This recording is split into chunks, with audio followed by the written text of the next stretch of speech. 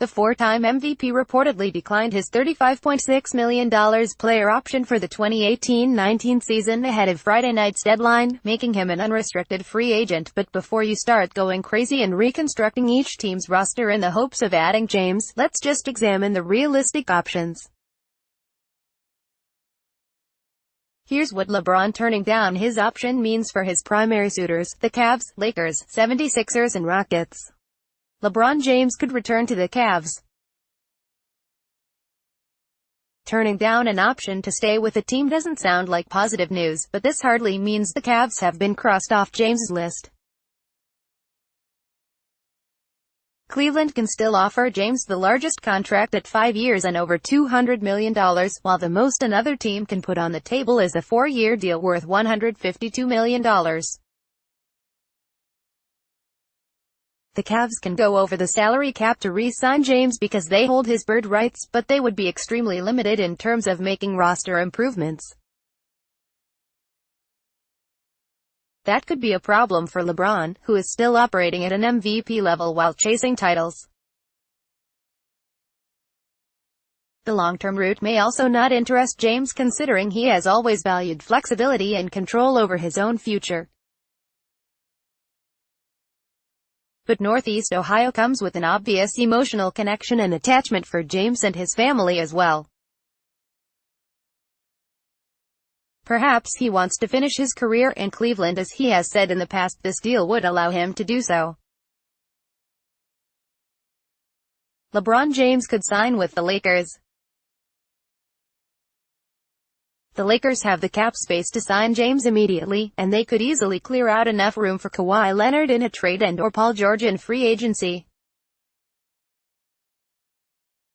James becoming an unrestricted free agent undoubtedly made the path to Los Angeles easier.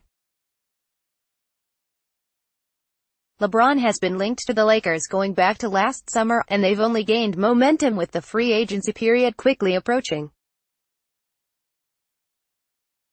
President of Basketball Operations Magic Johnson and General Manager Rob Pelinka are working feverishly to acquire Leonard and essentially lock in James. Still, LeBron could head to Los Angeles first and worry about the roster later, as Sporting News' Sean Devaney has previously reported. LA also gives James the opportunity to build up his off-the-court business and entertainment ventures. There's no clear favorite at the moment, but based on what LeBron wants, the Lakers might be tough to top. LeBron James could sign with the 76ers. Philadelphia can't simply add James right away like the Lakers, but it wouldn't take a whole lot of maneuvering to easily offer him a max contract. The Sixers could drop guys like J.J. Redick, Marco Bellinelli and/or Amir Johnson to open up the necessary space for James. A trade involving Jared Bayless makes sense in that scenario because he makes over $8 million next season, though his lack of on-court value would require attaching a pick in any transaction. Philly already has two budding stars in Ben Simmons and Joel Embiid, and that's an advantage over the Lakers. However, the playing style and overall fit seems to present problems. As ESPN's Brian Windhorst noted, LeBron enjoys playing next to shooters who don't need the ball to succeed. That is not exactly how you describe Simmons and Embiid, not to mention Markelle Fultz. I don't see the basketball match for LeBron in Philadelphia, Windhorst said on ESPN Radio. You would need Joel Embiid to be sitting at the table with LeBron and say, "I'm ready to play with you. I'm ready to go stand in the corner like you needed Chris Bosh and Kevin Love to do over the last 8 years to make this work." Windhorst noted several teams have asked to meet with James, but they have been denied.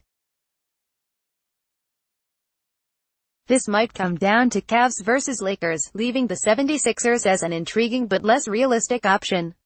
LeBron James probably won't join the Rockets. Houston didn't want to see James decline his option because it essentially removed the Rockets from the equation. Even for a cap wizard like Daryl Morey, unrestricted free agency makes signing James nearly impossible. Had James exercised his option, he could have set up a trade with the Rockets similar to what Chris Paul did last summer as a member of the Clippers. But with James declining that option, Houston doesn't have a logical route to create a sizable amount of cap space. A sign-trade is extremely difficult to pull off because of the hard cap projected $129 million. So, if you are a team like Houston, how do you fit 3 max players in Harden, CP, LeBron, $100 million, and possibly Capella plus fill out your roster and stay under $129 million? Bobby Marks at BabaMarks42, June 29, 2018. LeBron would have to significantly lower his asking price to team up with Paul and James Harden unless the Rockets attempt a complicated sign-and-trade while gutting the roster. Those don't make much sense for James.